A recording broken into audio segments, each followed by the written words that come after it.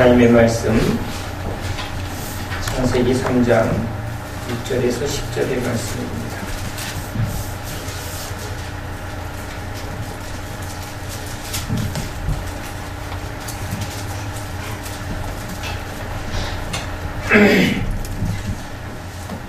창세기 3장 6절에서 10절의 말씀입니다. 함께 읽습니다. 여자가 그 나무를 본즉 먹음직도 하고 보암직도 하고 지혜롭게 할 만큼 탐스럽기도 한 나무인지라. 여자가 그 열매를 따먹고 자기와 함께 있는 남편에게도 주매 그도 먹은지라. 이에 그들의 눈이 밝아져 자기들이 벗은 줄을 알고 무화과 나무 잎을 엮어 신화로 삼았더라. 그들이 그날 바람이 불 때 동산을 거니시는 여호와 하나님의 소리를 듣고 아담과 그의 아내가 여호와 하나님의 낯을 피하여 동산 나무 사이에 숨은지라. 여호와 하나님이 아담을 부르시며 그에게 이르시되 내가 어디 있느냐. 이르되 내가 동산에서 하나님의 소리를 듣고 내가 벗었으므로 두려워하여 숨었나이다. 아멘. 할렐루야. 아담을 창조하신 하나님, 그의 모든 기능은 하나님이 지으신 대로 참 좋았습니다.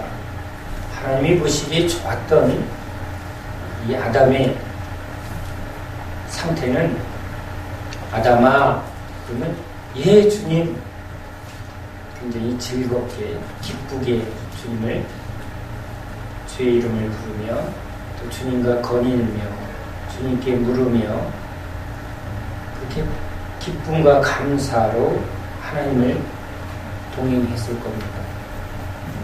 그런데 하나님을 기뻐해야 될 이 아담의 심령에 변화가 일어납니다.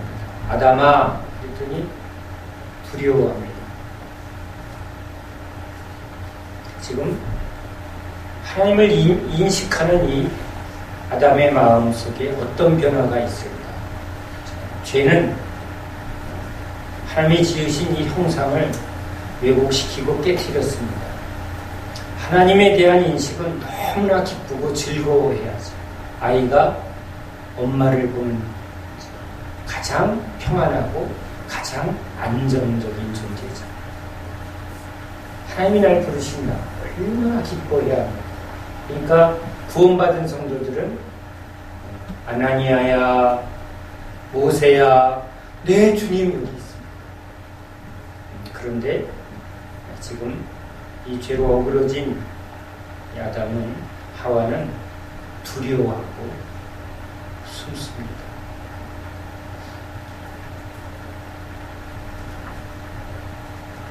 하나님에 대한 이 마음이 이렇게 바뀐 것처럼 이제 우리가 세상 속에서 하나님과 돈을 겸하여 섬기지 마라. 돈은 하나님의 사람인 우리들에게 기쁨이 되는 게 아니고 하나님의 기쁨이 되어야죠. 그냥 그건 도구일 뿐이죠. 돈을 보고 기뻐하는 것은 우리의 지금 죄된 심령 속에 나타나는 겁니다. 우리가 그런 물질과 유한한 이 세상 것에 연연해하고 그것을 귀하게 여기고 하는 이런 인식은 지금 하나님을 떠난 우리 인간이 하나님의 은혜로 사는 게 아니라 저 돈으로 사니까 돈이 너무 귀하게 보이는 거죠. 하나님을 보고 기뻐해야 되는데 돈을 보고 기뻐. 지금 얼마나 우리의 이 생각과 이런 모든 전인격적인 일에 어떤 일이 일어나는가 완전히 이렇게 지금 뒤바뀌어 있습니다. 하나님의 음성을 들을 때 우리 영혼이 기뻐하고 하나님의 이름을 높일 때 우리 심령이 즐거워해야 됩니다. 늘 아이가 엄마를 찾듯 우리 마음은 주님을 향하여야 되는데 지금 우리의 마음은 오히려 세상 것에 더 민감히 반응하고 사람의 소리에 좌지우지하며 보암직하고 먹음직하고 탐스럽고 지금 이것이 하나님이 동산에 많은 나무 열매를 볼 때 이것이 그렇게 보여서는 안 되는 거죠. 하나님이 저거 먹지 마라 라고 할 때 그 말씀으로 보는 눈으로 보면 저거는 위험하구나 이렇게 봐야죠. 저걸 먹으면 안 되는구나. 우리가 뻘겋게 달아 이렇게 뜨거워진 난로를 보면 어떻게 인식이 되죠? 저거 만지면 지겠구나. 다른 인식이죠. 그런데 아이가 그걸 보고 전혀 인식을 못합니다. 따뜻하니까 그냥 독성을 만지는 거죠. 아이의 인식으로는 지금 바른 인식을 하지 않고 있기 때문에 분별하지 못하기 때문에 지금 이 뜨거운 난로를 만지고 대고, 그러니까 우리도 지금 이 안에 잘못된 기준이 들었습니다. 내 기준, 내가 보기에 좋았더라도 하나님 보기에 저거는 안 돼. 그 안 돼가 들어와야 되는데 돈, 세상이 지금 추구하는 이 모든 것이 헛되고 악하고 더럽고 이렇게 보여야 되는데 보암직하고 먹음직하고 탐스러워 지금 그렇게 보이죠. 애굽에 있는 그 모든 보물과 그 풍요와 그 안락이 죄 가운데 지금 누리는 헛된 것이요, 죄를 쌓은 것이요, 악의 산물이다 이렇게 보여야 됩니다. 배설물로 보여야 되는데 우리는 그게 좋아 보이고 소유하고 싶고 누리고 싶어 한다. 이건 지금 우리의 사고, 사물을 보는 분별이 잘못되어 있고 느껴야 할 감정이 지금 바르게 감정을 못하고 있고 거기에 반응하는 우리의 삶의 이 모든 움직임이, 의지가 지금 전부 병들어 있는 거예요. 이것이 거듭나고 바르게 반응하는 것, 그것이 전인격적인 회복입니다. 사물에 대한 인식, 지금 세상에서 우리가 받는 모든 이 교육의 기준이 지금 하나님의 기준과 가치관으로 바뀌고 있느냐. 출애굽한 이스라엘 백성들이 여전히 그 애굽에서 죄 가운데 가졌던 모든 것들을 그대로 가지고 있습니다. 그러니까 계속 애굽을 바라보고 있습니다. 그래서 광야에서 죽고 다시 태어난 이 세대들만 약속의 땅에 들어갑니다. 세상에 대하여 철저히 죽고 이런 가치관이 육으로 태어나고 세상에서 사람들의 말과 관계 속에 영향받은 이 모든 것들이 다 죽어서 나의 삶을 전혀 영향의 뿌리를 다 뽑아버리고 이제 주님의 생명으로 다시 태어나고 주님의 말씀으로 주님의 눈으로 가치관으로 다시 이것이 다 새롭게 변화돼서 살아가는 삶, 그게 거듭난 삶이요 성령 안의 삶이죠. 그게 하나님 나라의 삶입니다. 우리 안에 이 하나의 생각을 바꾸는 일은 단순히 지식에 습득에 있지 않고 훈련에 있지 않고 성령의 역사로 되어지는 거죠. 눈이 바뀌어져. 보지 못하는 자가 보는 거죠. 보지 못하는 사람은 지금 주입받은 대로 이건 보물이야 하는데 성령으로 거듭나게 되면 배설물이야. 그리고 진짜 보물은 하늘에 속한 영원한 진리 안에 있는 성령 안에 있는 이것이 날마다 소유하고 싶은 보물이죠. 그러니까 보물을 소유하기 위해서 가진 것을, 이 헛된 것을, 세상의 것들을 다 팔아서 친구를 삼고 영원한 생명을 얻는 일에 진정한 진리를 추구하는 일에 다 사용하는 그런 삶의 방향과 목적의 변화가 있습니다. 그것은 우리의 삶에 많은 영역에서 우리는 그것이 공급이 되어야 합니다. 왜냐하면 우리의 존재는 어렸을 때부터 이 모든 관계 속에 계속 형성되어지는 존재입니다. 그러니까 그리스도 안에서 세상에서는 세상의 영향을 세상 사람들을 만들어냅니다. 세상의 임금인 마귀가 세상의 가치관과 세상의 지식을 교육하고 그 영향 속의 사람들을 막 끌고 갑니다. 넓은 길로 고지를 향해서.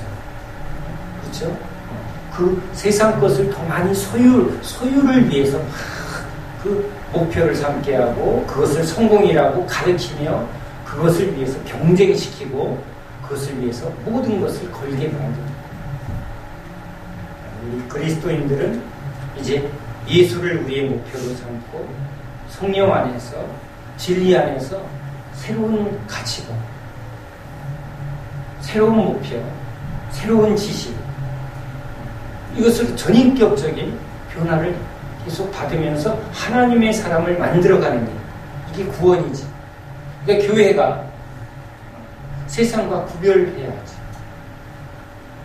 우리는 관계 속에 영향을 받습니다. 존재가 영향받는 존재예요. 우리 몸은 서로 많은 것들을 공유할 때 이 건강한 몸을 이루듯이 하나님 나라 안에는 믿습니다. 기도만 하면 됩니다. 아닙니다. 인간은 그렇게 되어지지 않습니다. 지각을 사용해야 되고 지혜를 구해야 되고 경험을 해야 되고 맛을 봐야 되고 삶을 살아야 됩니다.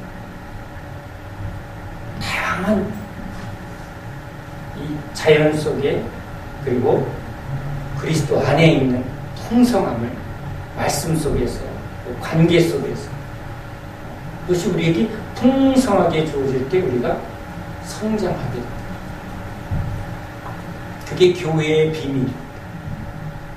예수 그리스도 안에 있는 비밀인데 그 예수 그리스도가 머리 되시고 지체가 몸이 된 이 교회의 성육신 안에 예수 안에 있는 신령한 보물이 충만하게 아이가 영양이 없으면 인큐베이터로 계속 공급을 해야 미수가 된 아이가 자라나는 것처럼 우리도 태중의 아이가 계속 자궁에서 어미의 자궁에서 모든 영양이 공급받아야만 아기가 건강하게 자라납니다. 교회는 그런 풍성한 은혜의 공급이어야 합니다. 지적으로, 감정적으로, 그리고 전인격적인 의지와 삶과 그리고 위로부터 내려오는 성령과 능력의 말씀으로 이런 것들이 굉장히 풍성해요. 그런데 그런 것들을 실제로 우리가 받아서 우리가 그것을 더 내 것으로 내면화해야 되는데 그런 내면화 작업이 제일 우리가 지금 놓치는 게 있습니다. 바로 지금 이런 수동적인 신앙의 형태입니다. 예수님과 제자들은 경험되어지는 세계입니다. 지금 예수님이 무리를 걸으십니다. 제가 설교합니다. 근데 제자들은 눈으로 봅니다. 베드로는 그것을 걸었습니다. 옆에 있는 제자들은 눈으로 봤습니다. 우리는 지금 설교를 통해서 그것을 부분적으로 경험합니다. 이것을 좀 더 과학적으로 우리가 좀 접근해 봐야 합니다. 하버드 대학에서 학생들에게 여러 가지 조사를 했습니다. 유능한 강사, 즉 티칭을 매우 잘하는 교수님의 강의와 그리고 진짜 졸리게 하는 교수님의 강의가 있습니다. 여러분도 설교를 들을 때 목사님들이 만약에 여러분이 저거 하면 여러분도 호흡가 생깁니다. 저 목사님 설교가 너무 좋아. 저 목사님은 진짜 졸리게 하는 목사가 있어. 도대체 무슨 말 하는 거야? 근데 참 똑 떨어지게 한다. 그렇죠? 그러면 여러분 은혜 받았어? 또 시험 받았어? 그러겠죠. 시간 가는 줄 몰랐는데 지루해서 혼났네. 자, 이렇게 엄청난 차이가 있죠. 이렇게 강의를 하고 잘 가르치는 강의와 그렇지 않은 강의에 대한 이 선호도는 분명히 차이가 있습니다. 그런데 이렇게 차이가 나는 강의를 들은 학생들이 이제 들은 것을 인식하는 것은 이렇게 차이가 있는데, 자, 여러분이 받은 강의를 여러분이 한번 나와서 발표해 보십시오 했더니 잘 들은 학생들과 그리고 진짜 무슨 얘기를 하는 건지 못 들은 학생이나 발표하는 내용에 대하여 진짜 이해하고 깨달은 자는 두 그룹 다 적었습니다. 그러니까 이 실험에서 나오는 결론은 티칭에 즉 얼마나 잘 가르치느냐에 더 좋은 결과가 있을 것 같은데, 실질적으로는 지금 그것을 자기 것으로 깨닫고 그것을 나와서 설명하는 그런 실력이 나타나는 것 결정적이지 않다는 겁니다. 비슷하게 나왔다는 겁니다. 그러면 어떨 때 이런 일이 있을까를 여러 가지로 조사를 해보니 결국은 들은 것을 자기가 발표하고 정리하고 그것을 실천하는 사람들, 이 교육을 하지 않고는 그냥 이렇게 수동적으로 가르치고 듣는 그런 교육으로는 더 풍성한 열매를 맺지 못한다는 결론이 나옵니다. 그러니까 예수님의 티칭은 분명히 예수님은 말씀하시고 사람들은 듣지만 그 안에 잘 보면 예수님이 질문합니다. 그럼 제자들은 그 질문에 대해서 심각하게 너는 나를 누구라고 생각하느냐? 그렇게 간단하게 나오지만 아마 다 질문했을 겁니다. 그리고 이제 한 사람 한 사람, 아니죠, 둘씩 짝지어 전도하게 했고 귀신을 쫓게 했고 병을 고치는 그 일을 하게 합니다. 경험했을 겁니다. 손을 얹고 기도하니 귀신이 떠나가기도 하고 안 떠나가기도 하고. 그럼 왜 안 떠나는가? 해보면 아는 거죠. 이런 이유는 기도 위에, 즉 이런 종류는 안 되기도 하고, 그럼 방법마다 다 꼭 의대생들이 다양한 실습을 하면서 의술을 배우는 거죠.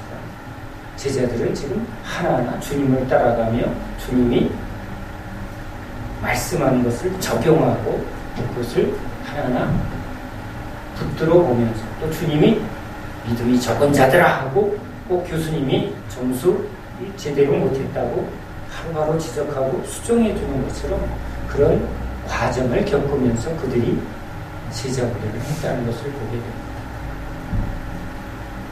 이것은 주님이 실제 하셨던 성경적인 방법입니다. 그런데 지금 이 한국교회는 우리의 문화적 전통을 따라 선생님은 가르치고 학생은 필기해요. 이것이 지금 초등학교부터 계속 이어지고 있습니다. 대학원 정도 돼야 자기가 준비하고 연구하고 발표하는 그런 과정을 하지만 대학까지도 거의 수동적으로 암기하고 필기하고 외우고 이런 식의 교육을 크게 벗어나질 못해서 실질적으로 점수는 내는데 자기가 진짜 어떤 실력인지를 모르는 경우도 많습니다.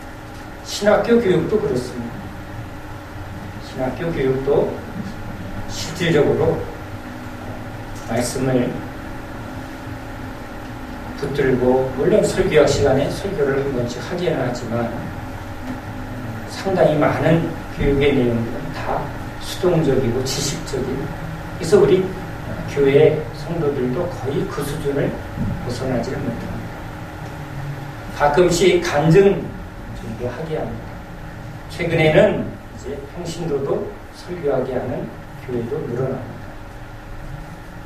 단순히 설교라는 개념으로 하는 것이 아니라 진짜 말씀을 내가 삶 속에서 적용하고 있고 부딪히고 있고 순종하고 있고 또 그것을 이제 하나하나 구체화해서 내면화해서 그것이 내 말씀이 되고 나에게 일어난 역사, 그것은 실제 우리들의 삶의 능력이 되는 것이다. 이것이 내면화돼서 쌓여지면 전인격적인 변화가 일어납니다. 심지어는 이런 방법이 효과적이기도 합니다. 주기도문 100번 외우세요. 근데 주님이 중언부언하지 말라고 했습니다. 근데 그 방법이 한국교회는 잘 통합니다. 왜? 시키는 대로 하는데 지금 훈련이 되어 있습니다. 주님이 그렇게 하지 말라고 했는데도 오히려 유대교식으로 하면 한국교인들은 아주 열심히 왜? 생각하고 지각을 사용해서 생각하고 그것을 깨닫고 하는 이런 자발적이고 또 전인격적인 반응보다는 오히려 율법적인, 유교적인, 전통적인 이 방법이 더 말을 잘 듣습니다. 목사님 너무 어렵게 하지 마시고 시키세요. 지금도 마찬가지입니다. 수단은 자유롭게 하는데 은혜를 나누라 그러면 굉장히 힘듭니다. 예수를 믿는 건 지금 이런 전인격적인 변화의 목표를 가지고 제자가 스승을 따라가며 배우고 적용하고 하나하나 주님 그 스승을 닮아가기를 목표 삼은 자들이 제자입니다. 그러니까 여기 예수 믿는 사람들은 어떻게 하면 예수를 닮을까? 그래서 성경이 말하는 방법에 대해서는 전부 더 자발적이 되어야 되고 더 능동적이어야만 됩니다. 나는 내 스타일은 아니야. 라는 그 고집은 교만이요 악한 것입니다. 왜? 그 주님의 길을 따르겠다고 하지 않는 것입니다. 오늘 서론 속에 어떻게 우리의 사고가 바뀌어야 하는가? 지금 내가 주님에 대한 인식이, 마음이, 또 삶이 어떻게 반응해야 할까? 지금도 주님 하면 이 안에서 어떤 반응이 일어납니까? 세상에 대해서 내 생각과 감정과 의지가 어떻게 반응하고 있는가를 우리는 잘 봐야 합니다. 성경을 얼마나 많이 외웠는가, 또는 내가 예배를 얼마나 안 빠지고 드렸는가보다 더 중요한 건 내 안에 일어나고 있는 이런 모든 것이 전인격적인 변화가 일어나고 있는가여야만 합니다. 유대인들은 성경을 다 암송했습니다. 그런데 주님이 보실 때 마음은 안 바뀌었다. 이 안에는 여전히 탐심과 세상이 가득합니다. 시기심이 가득하고 이기적이고 생명이 없습니다. 겉모양은 경건한데 종교예요. 그러니까 진짜 변화에 대한 내용은 주의 지킵니까? 헌금합니까? 이 차원이 아니죠. 그의 모든 사고가 가치관이 전인격적으로 바뀝니다. 주님을 얼마나 즐거워하는가, 얼마나 기뻐하며 자원하며 뭐까지도 목숨까지도. 이것이 너무 자연스러워진 변화의 상태입니다. 그것이 우리 안에 일어나야 될 변화인 줄 믿습니다. 자, 이것을 위해서 우리는 이 과정을 밟아가야 합니다. 내가 뭐가 지금 다르게 작동하지 않는가를 인정해야 합니다. 돈을 보면 어떤 인식이 와야 하는가, 지금부터 사람을 보면 어떤 인식을 해야 돼. 이것이 내 인식이, 내 사고가 지금 바른 사고인가, 아니면 내가 지금 이것이 거짓된 사고인가, 잘못된 사고인가. 부끄러워해야 되는데 부끄러워해야 될 것에 안 부끄러워하고, 부끄럽지 않아야 될 부분에 부끄러워한다. 두려워하지 않아야 되는데 두려워하고, 두려워해야 될 대상이 안 두려워합니다. 지금 우리 안에 그런 게 얼마나 일어나고 있는가. 아브라함이 아비멜렉을 두려워해서 와이프를 누이라고 속였습니다. 그런데 변화를 받습니다. 아비멜렉 앞에 당당하게, 왕 앞에 당당하게, 황제 앞에 당당하게 서 있는 그리스도인들이라서 죽음 앞에 두려워했던 그들이 죽음 앞에 영광스럽게 기쁘게 이런 전인격적인 표현 그것은 우리 안에 일어나야 될 변화인 줄로 믿습니다. 그것을 위해서 우리는 주님 안에 있는 풍성함을 공급받아야 합니다. 주님이 얼마나 풍성하십니까? 화초가 꽃을 피우려면 바람도 흙도 햇빛도 물도 전부 제대로 맞아요. 그래서 주님이 주는 풍성함을 다 누려야 될 줄로 믿습니다.